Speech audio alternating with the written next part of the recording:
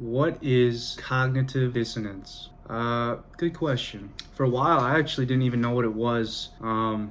But essentially, in layman's terms, cognitive dissonance is having a set core of beliefs that you figured you'd hold yourself to or others to, and then directly going against that, either through means of knowingly doing so or not knowing you're doing it, right? Smoking when you know it's not necessarily good for you, right? If your moral fiber is to not smoke and to judge others for smoking and smoking anyway, that's hypocrisy, and that's also known as cognitive dissonance. The series we're doing here is a word series. We're breaking down words, what they mean to me, what they mean for our lives. To me, man, once I realized like what it was, I spotted it everywhere in my life.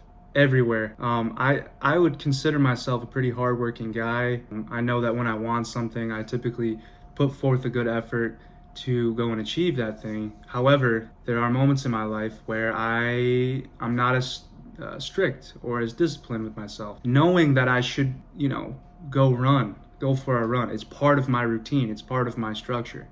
You could say part of my fiber as a person, but not going to run. Instead, watching The Sopranos, watching Breaking Bad, skipping a workout. Would I judge others for skipping their routine? Maybe. Even though myself, I take days off when I shouldn't. That's a pretty first world problem to have, but you understand what I'm trying to say.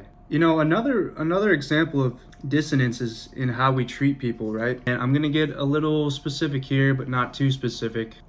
Later in my college years or earlier in my college years, I was not a very good guy. I wasn't a very good guy, especially to relationships I had.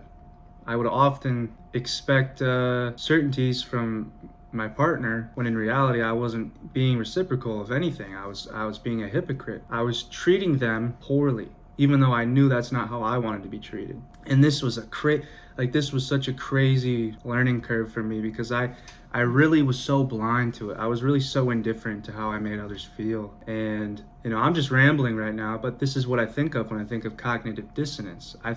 I think of one time, an ex of mine, we were in an argument about how I was treating her, how I was approaching the relationship. And she mentioned the term cognitive dissonance. And I really didn't know what it was, but I researched it and she was absolutely right.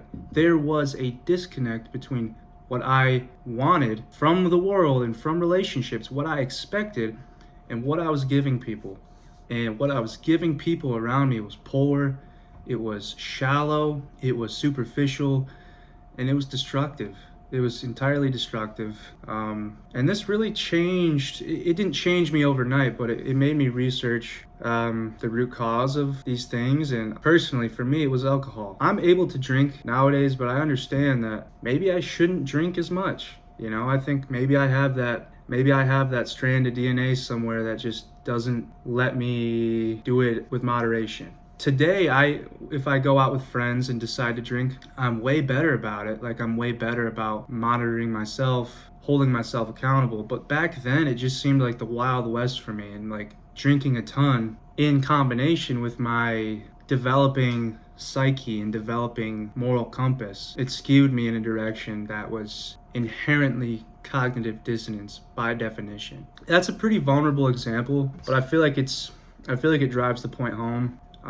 If there even is a point to the video. I'm just kind of rambling about what the word means to me, but yeah, I would ask you, the viewer, whoever chooses to watch the video, are there moments in your life where you're so set in your ways, you're so set in your moral fiber, but you approach people differently than you should? I would just challenge you and I would ask you that question because I know that I used to and maybe still do. I'm still working on it. I think the human experience is an ever evolving experience. It's an ever-changing experience that you think you have control of. You really think you maybe have mastered it to some degree, but you really haven't. And I'm not trying to little bro you, right? I'm a young guy, so I don't really know a whole lot yet, but what I do know is that this experience is consistently changing and slapping me in the face and saying, nope, there's still more to be learned. So yeah, that's cognitive dissonance. That's what that is to me, and that's my experience with it. So thanks for tuning in. I look forward to you tuning in for the next one. And yeah, I'll see you next time.